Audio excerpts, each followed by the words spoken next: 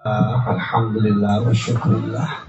Pangalisa guru urang sadaya parantos sumping, pangasa gerupi penghormatan ti pribadi abdi sareng Bapak Lurah sareng sadayana para ulama Cihariwang.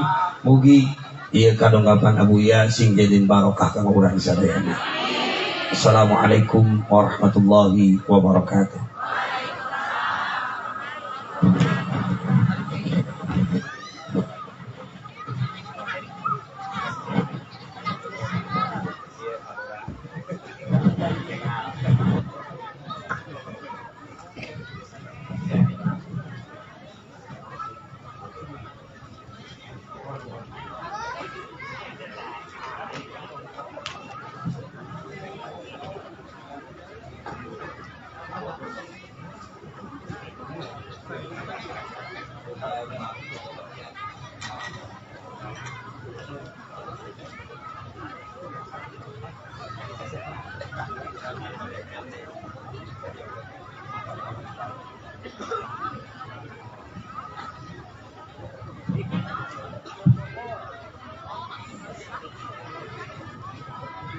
Assalamualaikum warahmatullahi wabarakatuh.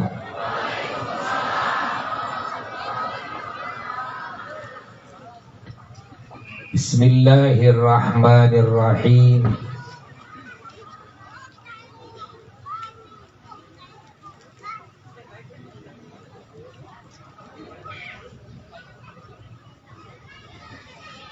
Alhamdulillahi rabbil alamin. Wa afdhalus salati wa atammut taslimi ala sayyidil awwalina wal akhirin, imamil anbiya'i wal mursalina wal malaikati ajma'in, sayyidina wa nabiyyina wa maulana Muhammad wa ala alihi wa sahbihi ajma'in, wa la hawla wa la quwwata illa billahil aliyyil azim. Amma ba'du, fa ya ibadallah, usikum khususan usi nafsi bitaqwallah, faqad fazal muttaqun. Qala Allah ta'ala fil Qur'anil Karim, a'udzu billahi minasy syaithanir rajim. Bismillahirrahmanirrahim. Subhanalladzi asra bi'abdihi laylan minal masjidil harami ilal masjidil aqsa alladzi barakna hawlahu linuriyahu min ayatina innahu huwas sami'ul basir. Wa qala ta'ala, syahru ramadhan alladzi unzila fihi al-Qur'anu hudan lin-nasi wa bayyinatin minal huda wal furqan. Wa qala ta'ala, ya ayyuhalladzina amanu kutiba alaikumus siyamu kama kutiba alal ladzina min qablikum la'allakum tattaqun. Sadaqallahul aliyyul azim. Para jamaah yang mulia, terkhusus warga desa Cihanjuang, Parongpong Cimahi, yang sangat dicintai, terkhusus Bapak Kepala Desa kita, ya, yang dicintai oleh kita, dan Buya yakin ini dicintai oleh masyarakatnya, oleh warganya. Dalilnya, beliau 3 periode menjadi kepala desa berturut-turut sukses gemilang. Itu tandanya dicintai oleh masyarakatnya. Ya.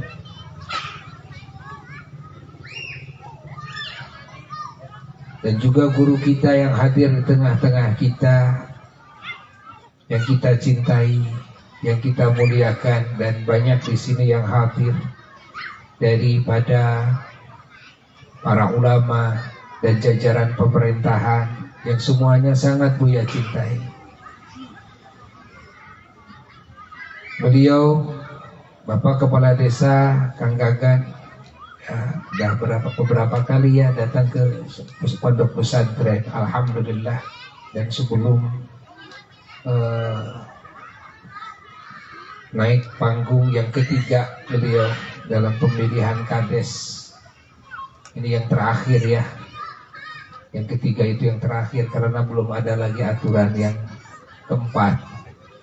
Kalau ada yang keempat, ini akan dipilih lagi menjadi yang keempat ya.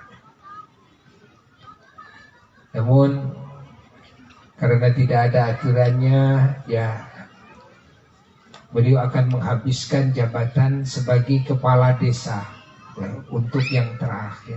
Tapi bukan berarti beliau berjuang memberikan manfaat kepada masyarakat dan bangsa ini hanya dalam kedudukan sebagai kepala desa saja, karena masih ada ya jabatan-jabatan yang lain sangat banyak sekali. Boleh jadi beliau nanti jadi anggota dewan ya, atau mau jadi gubernur ya. Nah,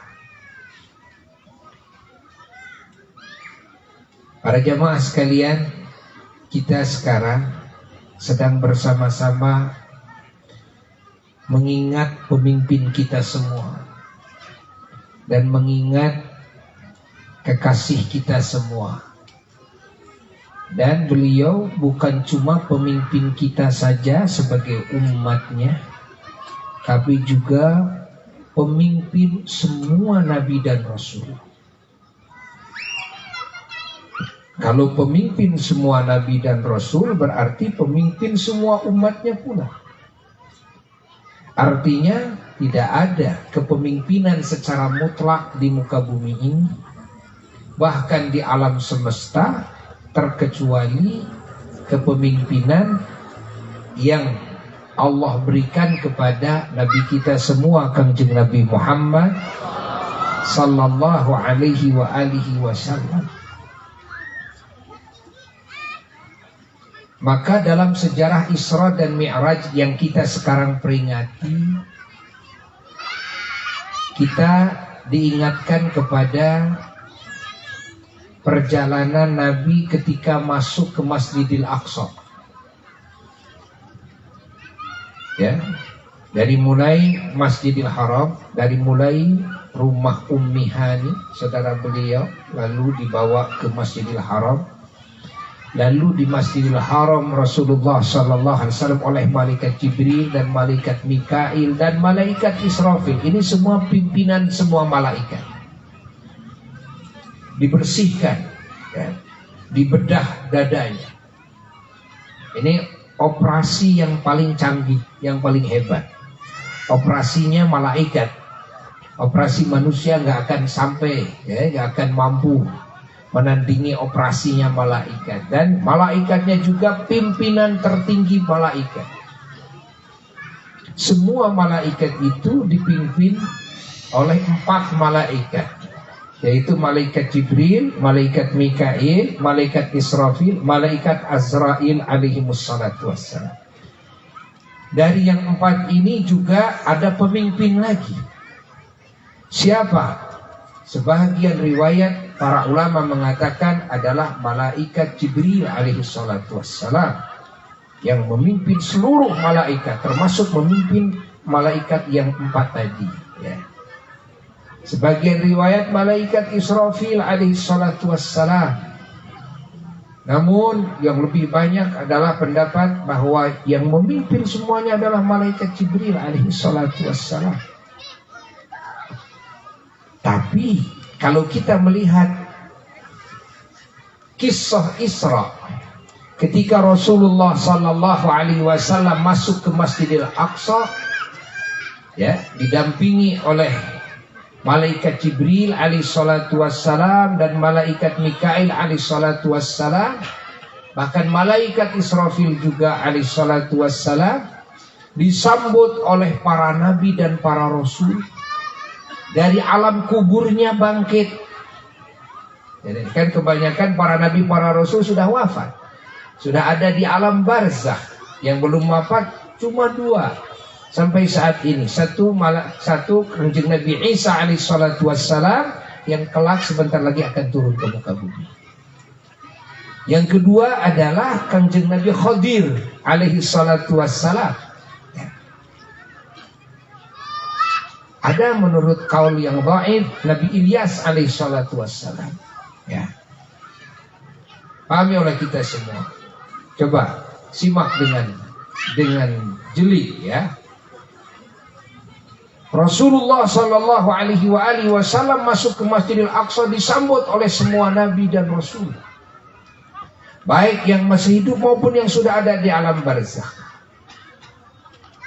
Dan para malaikat penuh Masjidil Aqsa. Namun keberkahan para nabi, para malaikat, Masjidil Aqsa menjadi luas. Ya.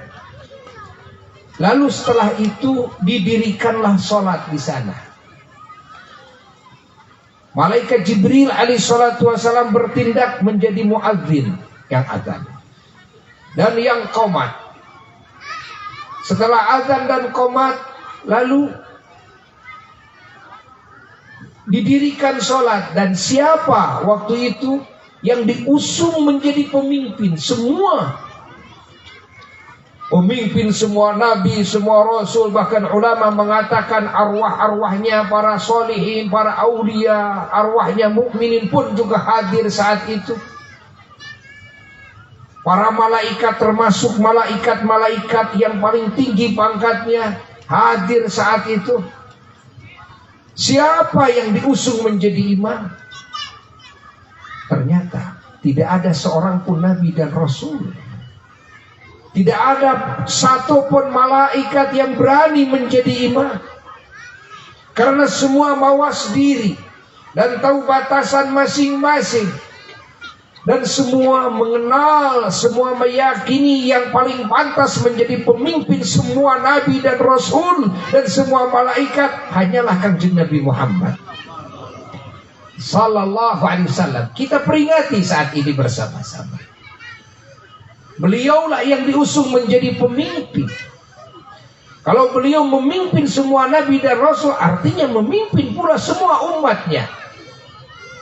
Dari zaman Nabi Adam alaihissalatu wassalam sampai hari kiamat. Maka tidak ada kepemimpinan yang mutlak yang dimiliki oleh makhluk kecuali kepemimpinan yang dimiliki oleh Nabi kita Sayyiduna wa Maulana Muhammad sallallahu alaihi wa alihi wasallam. Dan itu adalah Nabi kita semua. Itu adalah imam kita semua. Itu adalah suri tauladan kita semua. Itu adalah kekasih kita semua dan kekasih Allah dan kekasih semua makhluk Allah Jalla Jalaluhu wahdah. Dialah baginda Kanjeng Nabi Muhammad sallallahu alaihi wa alihi wasallam. Pertanyaannya, satu, kenapa beliau diangkat, diusung menjadi imam semua? Lihat dalam kitab fiqih, para fuqaha, ahli fiqih dalam madhab manapun berbicara sama, bahwa kriteria yang memumpuni untuk menjadi imam dalam sholat adalah orang yang punya sifat keilmuan dan akhlak yang paling tinggi, dan perbuatannya, amalnya paling bagus, gerak-geriknya pun juga paling bagus, sampai kepada postur tubuhnya paling indah, wajahnya paling cakep, pakaiannya paling bagus, paling rapi. Allah, kan? Sampai-sampai keluarganya saja, istrinya ke bawah-bawah. Yang paling baik istrinya. Allah, yang paling baik keluarganya. Bukan bukan cuma bacaannya saja yang paling fasih, tapi segalanya. Karena imam dalam sholat pada hakikatnya adalah imam yang menjamin, al-imamu dhamin, ketika menghadap kepada Rabbul Alamin membawa semua makmum. Dalam munajat kepada Allah, maka imam harus yang paling kenal kepada Allah, yang paling berakhlak mulia kepada Allah, yang paling berbakti kepada Allah, yang paling takwa kepada Allah, yang paling kenal kepada Allah, yang paling dekat kepada Allah, dan yang paling dicintai oleh Allah, yang paling diagungkan oleh Allah. Ya.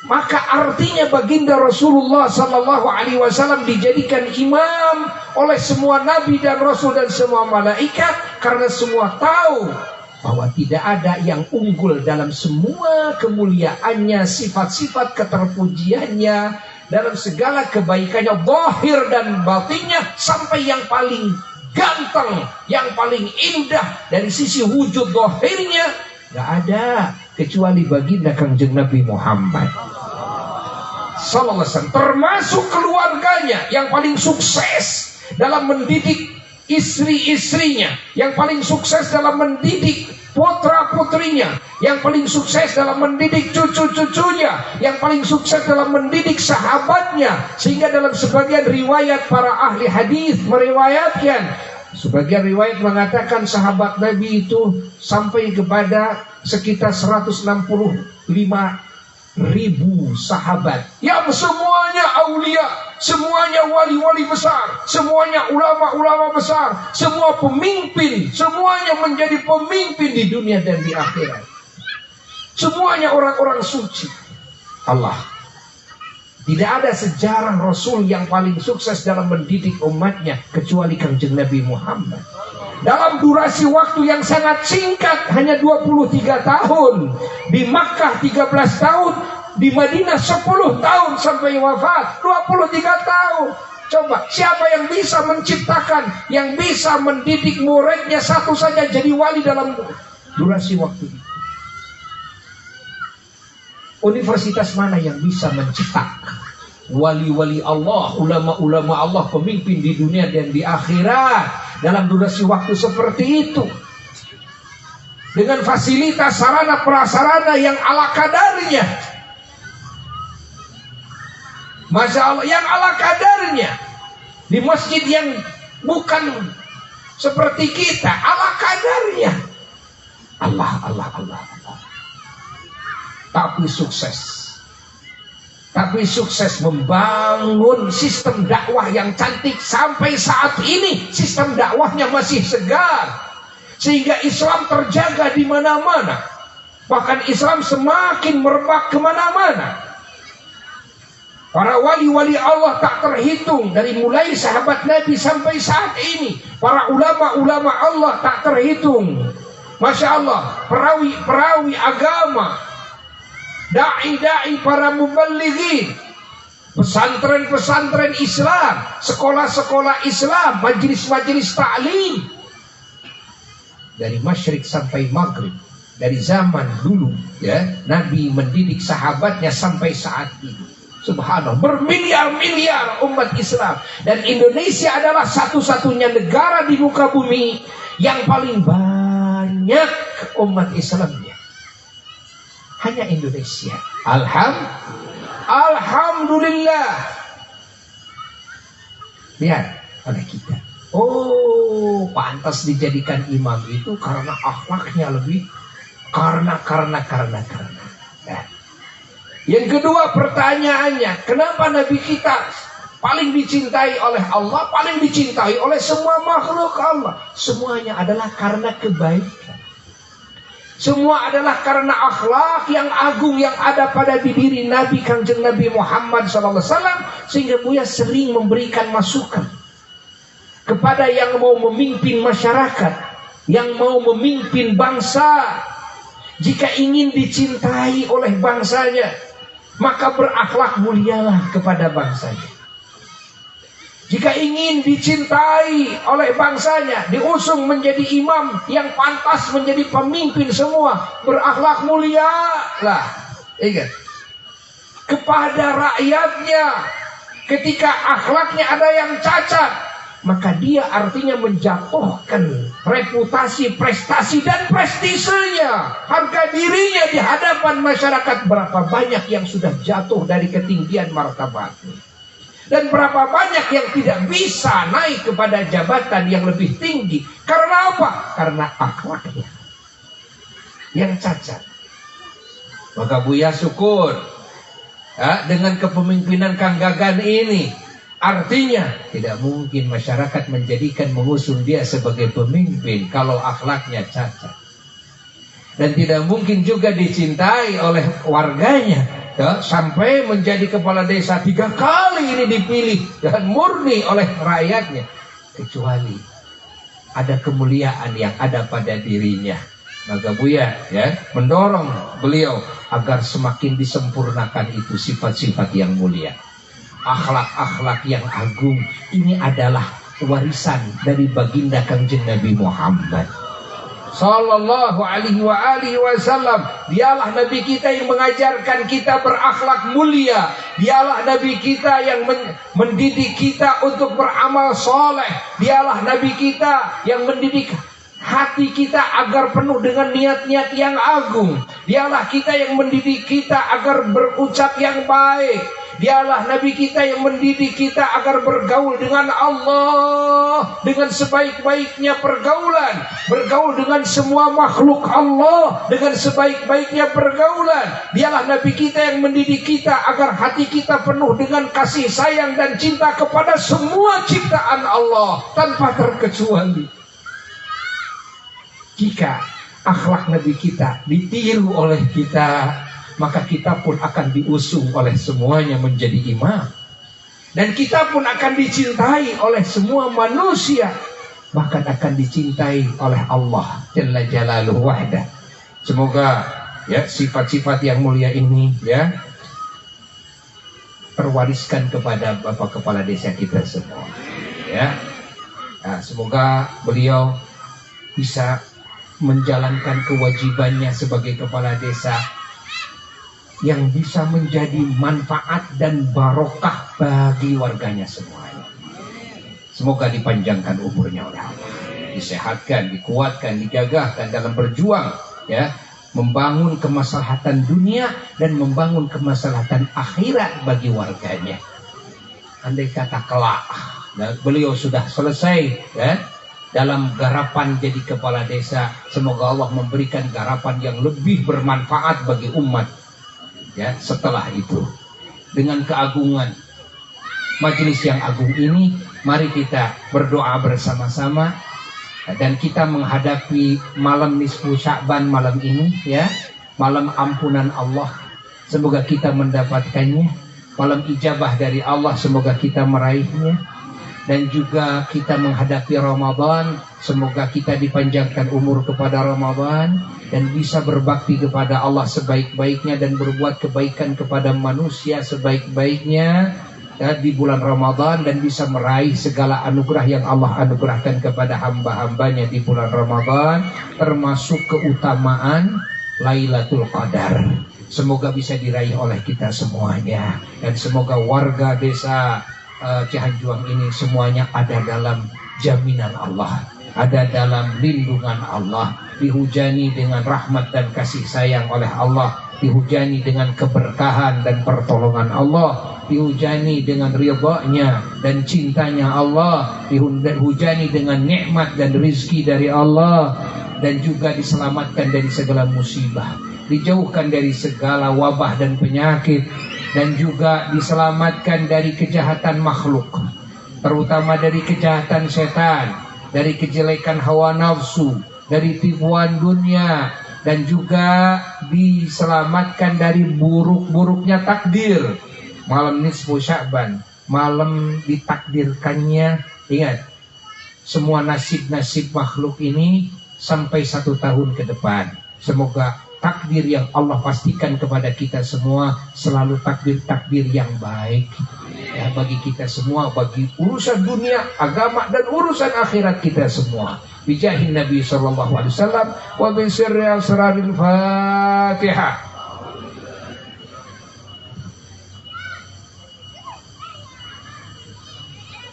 Ghairil maghdubi 'alaihim waladdallin. Rabbi firli amin. Sekian dari Buya. Sekarang maghrib, silahkan baca Yasin di tempat masing-masing. Semoga dikabul oleh Allah. Wassalamualaikum warahmatullahi wabarakatuh.